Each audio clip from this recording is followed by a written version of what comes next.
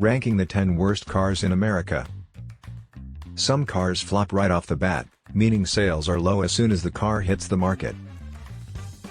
And then, you have cars that did well in the market at launch but are hated by the public now. For some reason, shape, performance, and association with bad cars just don't do well. Take GM, for example.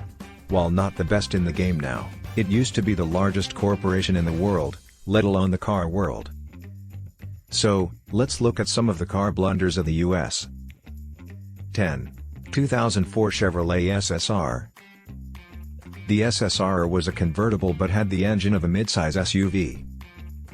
Chevrolet thought it could create a better hot rod than Chrysler, which had produced a similar failure.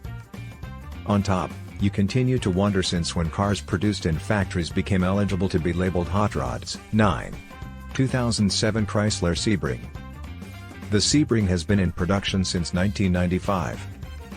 In 2007, it was called the worst car in the world by Top Gear's Jeremy Clarkson. The interior is extremely cheap, with one critic saying it's constructed from the parts of 5 different cars to look like the lobby of the Chrysler building. 8. 2003 Saturn Ion.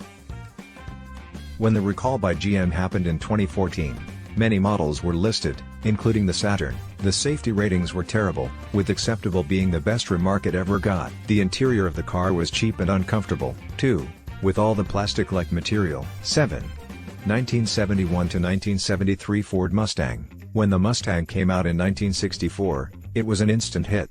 Over the next couple of years, Ford started to make the car fatter and slower. So, there went the sporty image and all the associated American car dream.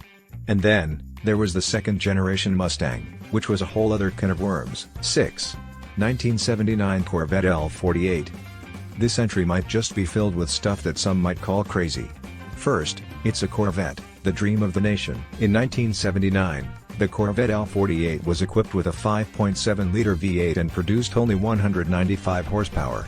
That wasn't within the average range of sports cars even back then. Today's Corvette can outdo many supercars for half or even a third of the price. 5. 1990 Chevrolet Lumina APV. GM's Lumina APV was supposed to be a stylish alternative to the Dodge Caravan, which I don't think happened. The long, sloping windshield didn't suit the car at all, and once you got to the interior, you found yourself in an awkward driving position. Not much can change externally in terms of dimension, so you're just left with possible changes to the design. 4. 1982 Cadillac Cimarron. Cadillac nearly died when its share declined from 3.8% to 2.2% because of this gigantic mess. The rebadged Cimarron was supposed to be the luxury brand of Cadillac, but the car looked lazy. You can't rebadge an economy car as luxury and hope sales don't plummet. 3. 1971 Chevrolet Vega. The 1971 Vega GT received the 1971 Motor Trend Car of the Year award. The engineering seemed to suffer from a lack of trust from the public. The reliability became a distant term for Vega, and safety standards raised questions. A preserved, original '73 Vega GT was thought to be a top-notch car. 2. 2001 Chrysler PT Cruiser. The PT Cruiser, standing for Plymouth Truck internally, was launched in 2001 and was eventually terminated in 2010. Motor Trend awarded it the Car of the Year award when it came out. It doesn't anymore. A lot of people don't like its retro-style design. 1. 2000 Pontiac Aztek. You'd be hard-pressed to find a person who likes the Pontiac Aztek. There's a reason why production stopped in 2005. Just look at the rear, the sides, and the front.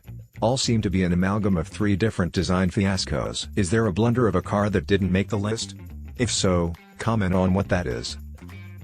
Please like and subscribe to the channel.